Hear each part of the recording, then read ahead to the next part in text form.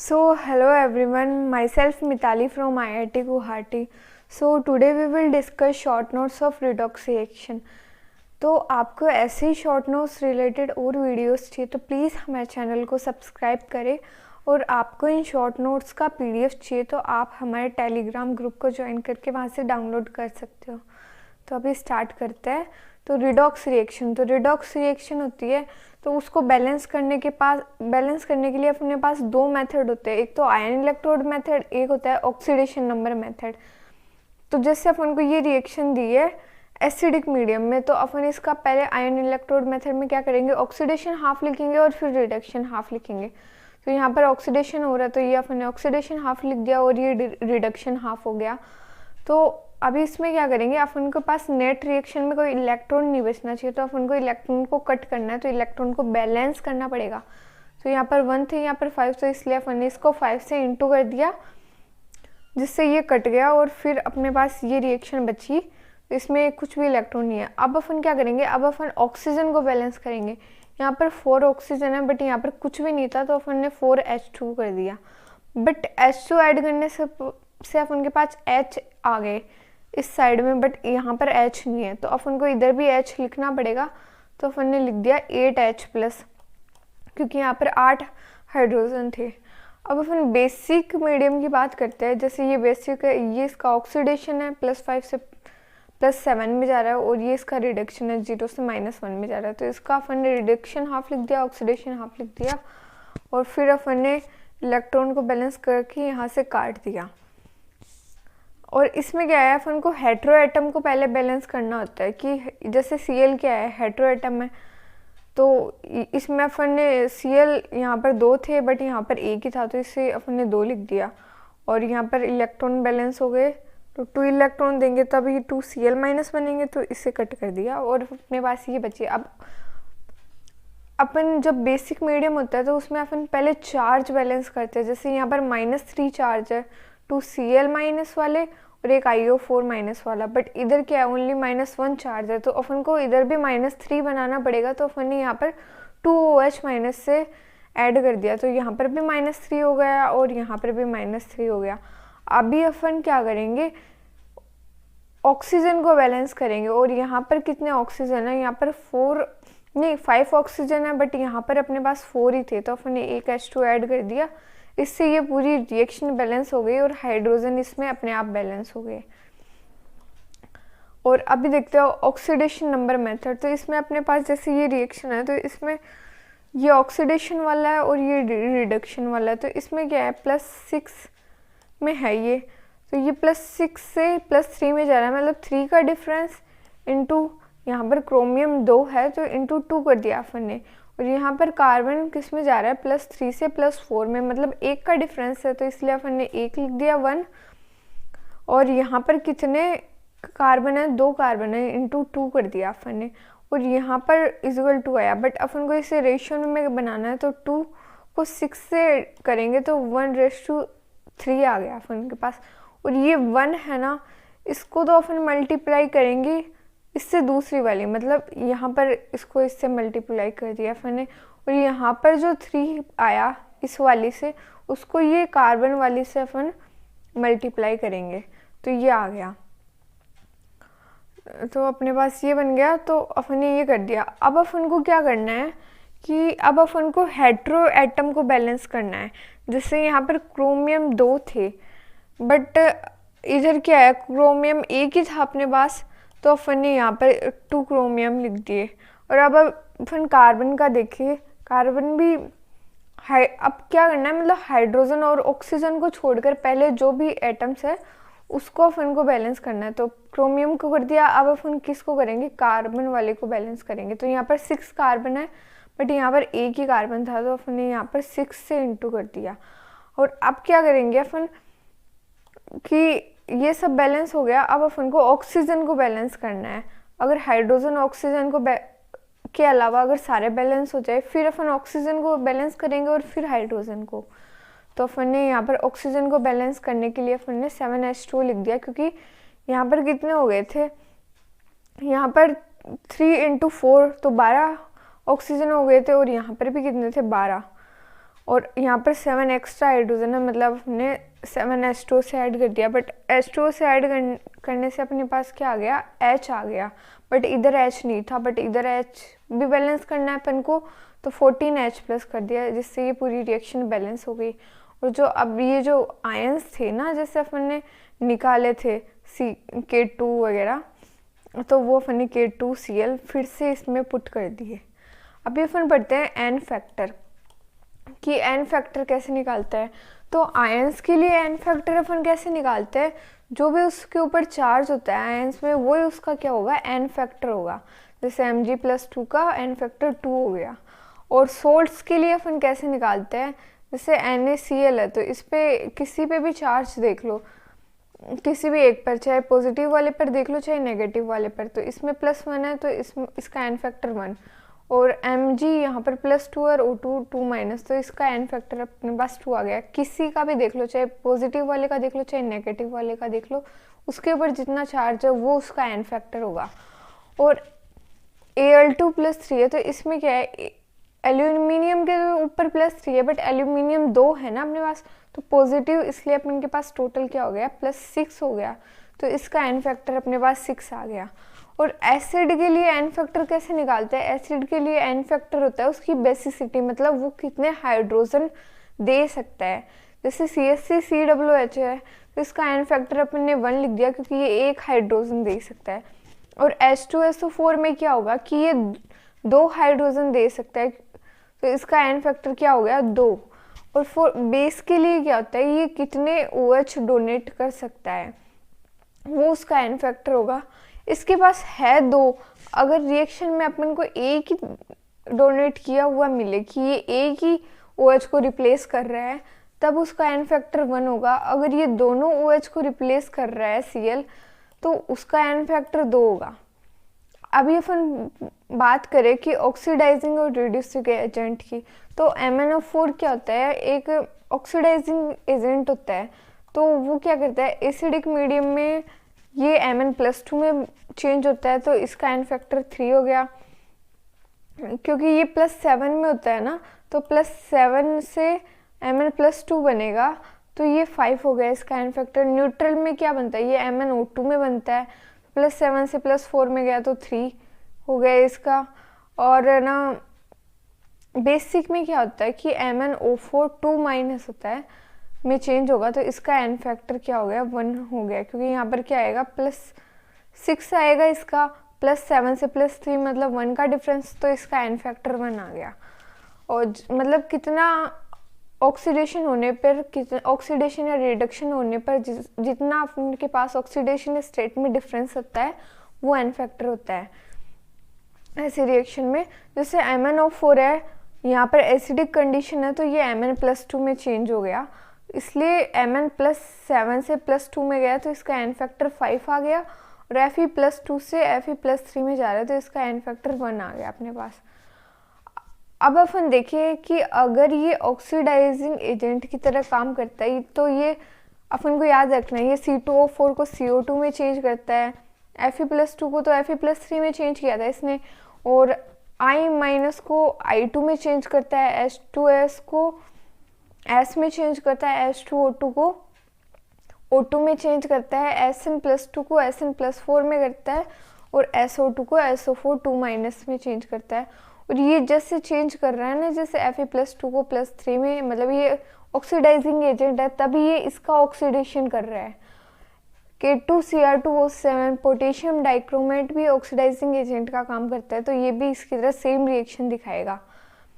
और अगर अपन देखें कि H2O2 अगर ऑक्सीडाइजिंग एजेंट की तरह बिहेव करता है, तो ये H2 में चेंज होगा, और रिड्यूसिंग एजेंट की तरह ये काम करता है, तो ये O2 में चेंज होता है, क्योंकि H2O2 है कि जो ऑक्सीडाइजिंग और रिड्यूसिंग एजेंट दोनों की तरह काम कर सकता है।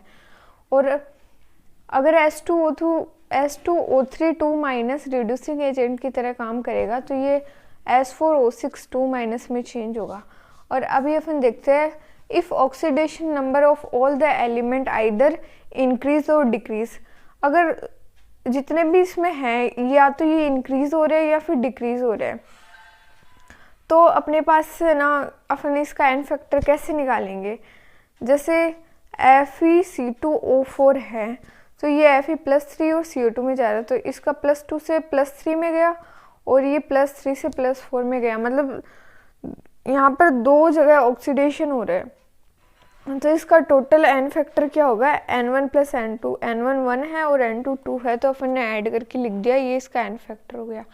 और अगर ऑक्सीडेशन नंबर किसी एलिमेंट का इंक्रीज और दूसरे वाले का डिक्रीज हो तो उसका कैसे निकालेंगे, जैसे Fe यहाँ पर +3 से +2 में जा रहा है, तो इसका +3 से +2 में जा रहा है, तो ये डिक्रीज हो रहा है 1 से, और यहाँ पर क्या होगा कि इसका एन फैक्टर क्या होगा,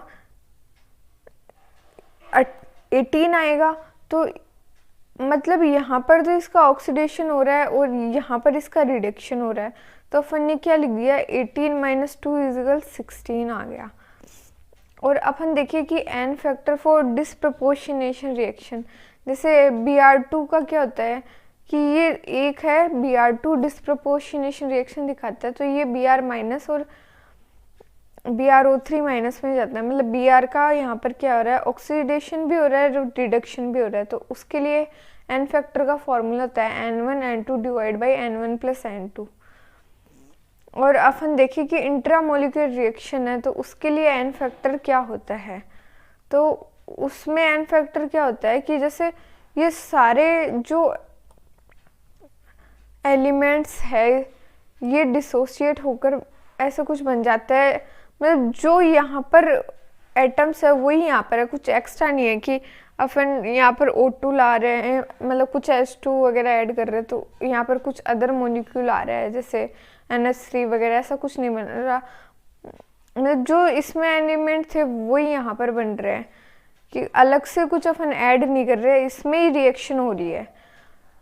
तो क्या इसके लिए एन फैक्टर क्या होगा कि किसी भी एक का देख लो, तो अपन ने एन फैक्टर ऑफ रिडक्शन का देखते हैं, तो इसमें -3 से ये 0 में जा रहा है, तो अपन क्या करेंगे, 3 का चेंज हो तो 3 इंटू अपन ने यहाँ पर क्या लिख देंगे 2, तो यहाँ पर 3 × 2 क्या हो गया 6, तो अपन ने एक का लिख दिया, यहाँ पर NH3 नहीं, यहाँ पर NH4 का होल ट्वाइस करो, मतलब यहाँ पर NH4 क्या है 2 और चेंजेस कितना है 3, तो 3 × 2 = 6।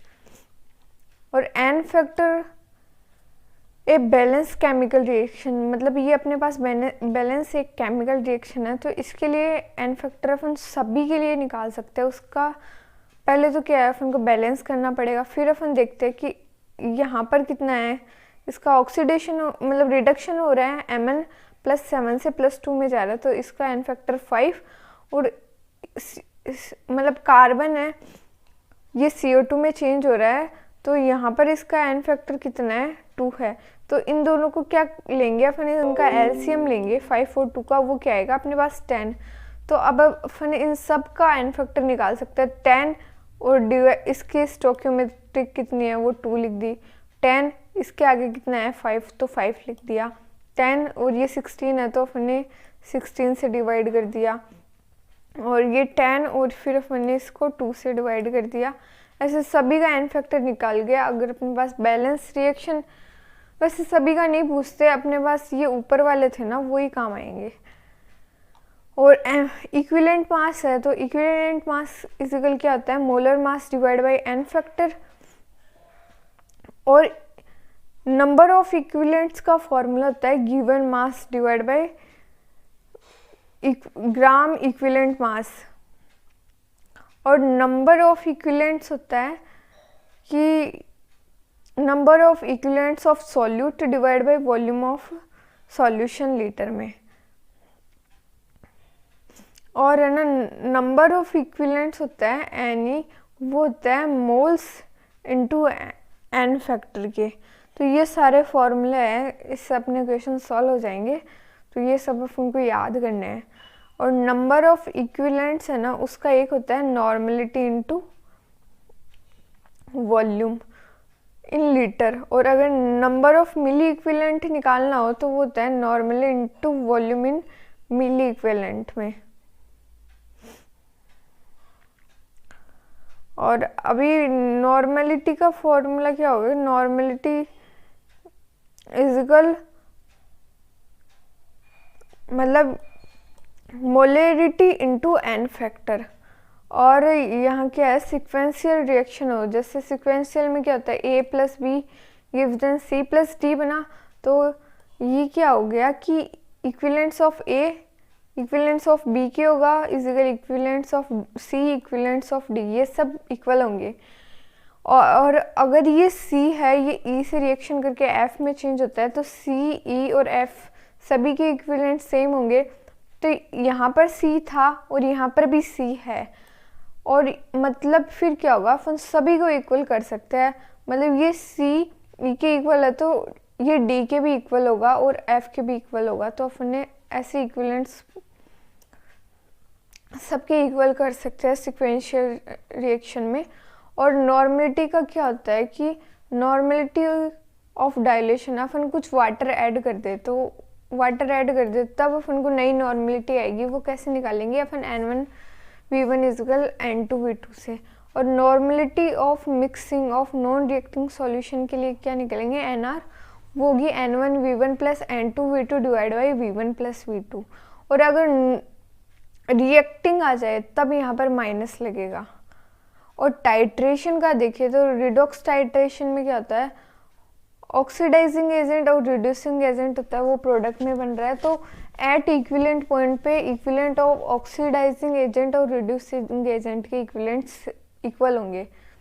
और बेसिक टाइट्रेशन होता है तो उसमें सॉल्ट बनेगा प्लस एस्टो, तो इसमें क्या होगा, equivalents of acid equivalents of base के इक्वल होगा। और आयोडोमेट्रिक टाइट्रेशन में क्या होता है, अननोन अपने पास ऑक्सीडाइजिंग एजेंट होता है, और आयोडीमेट्रिक में क्या होता है, अननोन रिड्यूसिंग एजेंट होता है। तो अपन ऑक्सीडाइजिंग एजेंट है उसको Ki से एक्सेस में Ki डाला तो अपने पास I2 बना, तो इसमें क्या होगा, equivalents of oxidising agent is equal equivalents of I2 formed. ये I2 फॉर्म है, अगर I2 जो फॉर्म हुई है उसको अपन हाइपो सॉल्यूशन के साथ रिएक्शन करें तो अपने पास ये बनता है। तो अपन देख लेंगे इसमें इक्विवेलेंट्स ऑफ I2 को अपन इक्वल कर देंगे इक्विवेलेंट्स ऑफ हाइपो के। मतलब यहाँ पर जो I2 है और ये वाला जो I2 है वो सेम है फॉर्म, तो अपन क्या करेंगे कि बाय इक्वेशन 1 और 2 से equivalents of oxidising agent equivalent of I2 form equal to equivalent of hypo used, ये तीनों के इक्विवेलेंट्स को अपन सेम मतलब इक्वल पुट करके निकाल सकते हैं। और आयोडोमेट्रिक टाइट्रेशन में क्या होता है, रिड्यूसिंग एजेंट होगा plus I2 gives an I minus, और I2 प्लस एन इसको N2S2O3 से रिएक्शन कराए तो Na बना। तो इसमें क्या होगा कि कुछ जो I2 बच जाएगा ना, उसकी रिएक्शन अपन क्या करते हैं, हाइपो से करवाते हैं। तो इसमें क्या होगा कि equivalent of I2 equivalent of reducing agent और प्लस इक्विवेलेंट ऑफ हाइपो की इक्वल होगा, क्योंकि अपन ने इन यहाँ पर I2 से करवा दी और यहाँ पर कुछ I2 जो बच गया उसकी रिएक्शन इससे करा रहे हैं, तो इस I2 के इक्विवेलेंट इन दोनों के सम के इक्वल होगा। तो अभी अपना रिडॉक्स है ना वो पूरा रिवाइज हो गया है, तो आप इन फॉर्मूलाज को याद कर लेना और है ना ऐसे इससे आपका रिडॉक्स पूरा मतलब कवर हो जाएगा। तो अभी अपन सेशन को ख़त्म करते हैं।